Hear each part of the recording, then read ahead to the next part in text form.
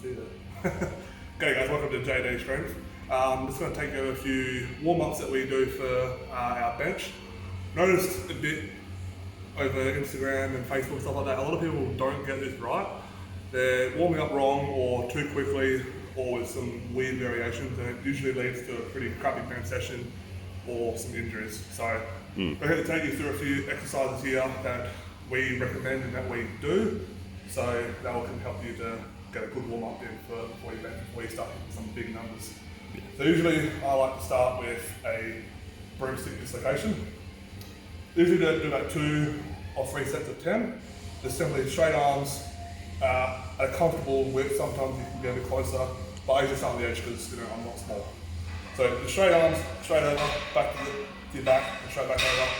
Just doing about 10 of these before you pull back a set.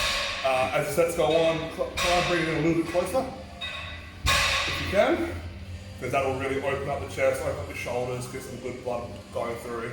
You don't want to be doing this as you come over, so you don't want to be doing that as you're trying to reach over. You just want to keep nice and straight, upright, and over. Yeah. And I'm actually surprised how well I'm doing that. Yeah. Extension in most things is not a great place to be. No, it's not. Yeah.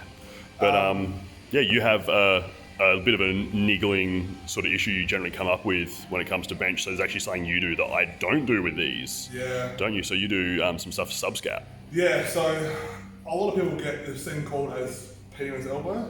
It can come up in many different ways, but for someone like myself who's got poor shoulder mobility, releasing the subscap is going to be probably the best thing you can do for it.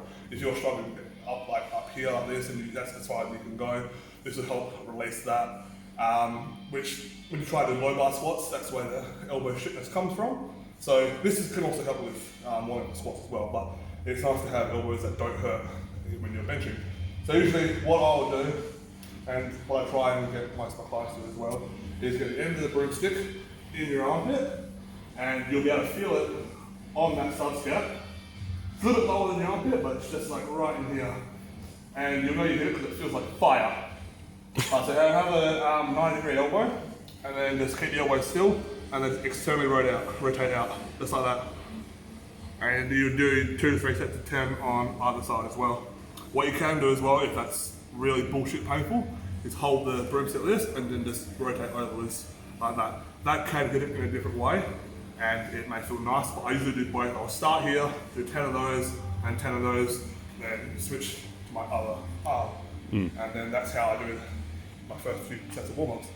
Yeah. And there's another one that Joel does, which I don't do, because my elbows don't hurt in a particular way. Yeah. Yeah, so for me, this generally comes from being a bit more of a flat, very high range of motion bencher, and I have a very, very strong rotation that I put into my elbows, which keeps me super tight, but it also means my elbows end up jacked up as hell. And I actually picked this one up from good old Jordan Shallow. If you aren't following him yet, check him out. And this is something that he just referred to as an elbow unwind. Really simple. You'll notice his hands are facing forward. Same idea as the dislocations from the start, just the other way, and just bring them over the top. You can start in that weird position and get it over. It's more or less getting into this position and stretching the forearms and elbows out. And like I said before, the last one, work on getting those hands a bit closer for a bit more of a deeper stretch. Yeah. And how long would you hold that for? I'd do this for like 2-3 times for about 30 seconds a piece. And that's about it. You try to keep your shoulders down, right? Yeah, I try and keep them down. That's easy, that's not hurting anything. You want to keep it nice and retracted down. Yeah. But yeah, so that's where we leave the broomstick behind. It's done its job. It can go back to being a broom, a very useless broom. I mean, trying to sleep you can. It's not going to happen. This is one great set at a time. So yeah, the broom is gone, and we move on to something people know probably a little bit better. Yeah. So dumbbells, massive, big 5 kilo boys. These you can also use weight plates in the gym or on stop day, because a lot of these movements would replicate being at a competition. You know, you want to train like you compete, and so that doesn't come out of the way you move, that comes out of the way you warm up as well. So what Joel and I both do are very similar to this movement. So Usually we'll start with a couple lateral raises, just get a bit of blood going to the shoulders. Usually do about 8 to 10 of these for reps. And then rear delts as well. Everything's really controlled, even though it's light, you want to make sure it's controlled. You don't want to be doing this shit because you look like a fucking. Just nice and controlled, really contract the rear delt, and get the one into it. So from there, from the rear delts, you go to the front raises, palms facing down, getting some good blood into your front delts, which help with benching, funnily enough. And now for the next one, you can do 2 different ways, which is where Joel and I vary differently. Joel does a more of a hammer sort of raise, which is good for your front delts and a little bit of pec. Then what I do is I have palms facing upwards and sort of coming in, so it's a very broad exercise to get some blood to your chest. Yeah, more pec. Yeah. Yeah, but it just involves the pec a hell of a lot more. And if you have had pec issues in the past, warming up with more weight on the bar and doing more reps is not the way to go about it. You're using too much energy there. Just get some blood to the muscle. This is a good way to do it. And you're not going to hurt yourself because it's 5 kilos. If you do, you've probably got some underlying issues going on. Yeah. And that kind of brings up the next thing we do is because obviously, like we talk about train the back for bench press, but people seem to not warm up their back to bench press. So you've probably heard the saying, strong back, strong bench, right? Or big back, big bench. You want to warm that up the same way, in the sense of you want some blood flowing into it, you want to get that mind to muscle connection, you want to feel what you're doing. So when you get tight, you know what's going on. So what we like to do is just put up a cable, a band for head height, depending on how tall you are, it doesn't matter. And then get a nice shoulder width grip on it. And because it's a band, you can definitely come wider if it actually come down. But as you're doing, it's a straight arm pull down, it's as simple as that. Have a nice bend over 45 degrees sort of thing, and then just contract the lats as you bring it down like that. Yeah. And this is going to really get the lats warmed up, the mid back warmed up, and your rear delts warmed up even more so. So like another 3 by 10 for that as well. And that's going to get your back nice and warmed up, get a bit of blood through it. It's not heavy, you don't have to have huge resistance, just get some blood through it. You know, 3 by 10, 3 by 12. Yeah. And that's something we should really know in this. Like, none of these should be feeling hard. No, like, all these should be feeling like a walk in the park. It's all about just getting yourself moving, and that's it. Like, it shouldn't even be on the RPE scale. Like, it's just getting some blood flow through it. It's like doing a bodyweight squat, for example. You know, it's just moving. Yeah. And that's generally kind of your last thing, apart from maybe some hip stuff before getting onto the bench, isn't it? Because as I'm a bigger guy as well, trying to get your arch is not going to happen. If you, let me take my thumbs off. If you're a smaller person and have that massive arch and take advantage of that, that's awesome. But you also want your hips to be nice and open as well. Having been a bigger guy who can't do that, hip tension is a big thing because being big, lack of mobility sort of thing.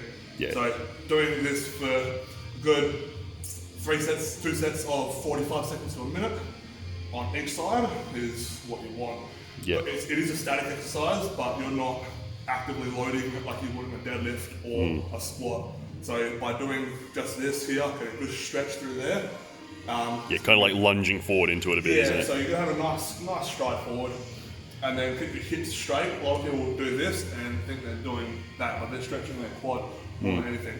So have your hips pointing forwards, standing upright, and then just leaning into it. Well, not like that.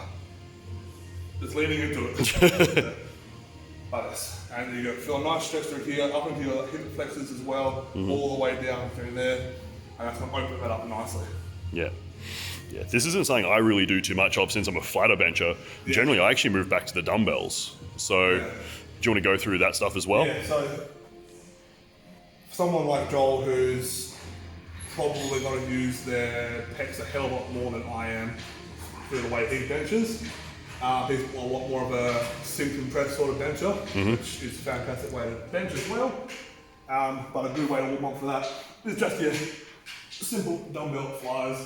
Yeah. And now with flies, you don't want to retract your shoulders back too much. You don't want to be doing this because, you get a good stretch there, but there's not much there.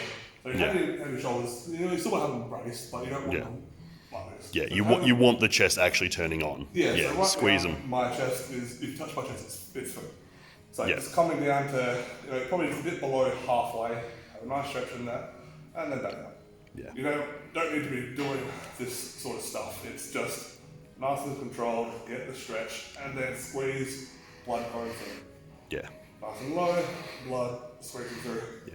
Because I'm so flat, it's just a situation where the pec ends up being so much more stretched at the bottom of the press. Yeah, Like it's just a longer range of motion, so you need to make sure that the pec is ready for that. Because if it's any way stiff, if it's any way adhered, at the bottom of that press, bad things will happen. And I know that you experimented with this type of bench for a little bit, and you struggled with that just because your chest just didn't like it. It was fine for the beginning, but as it got heavier, bench like that was just not my thing. So I like an upright chest and a light touch where I don't have to work on getting a huge range of motion through it. Yeah. So that's why I do what I did with the dumbbells at the beginning, up there, just get some blood coming through. Yeah.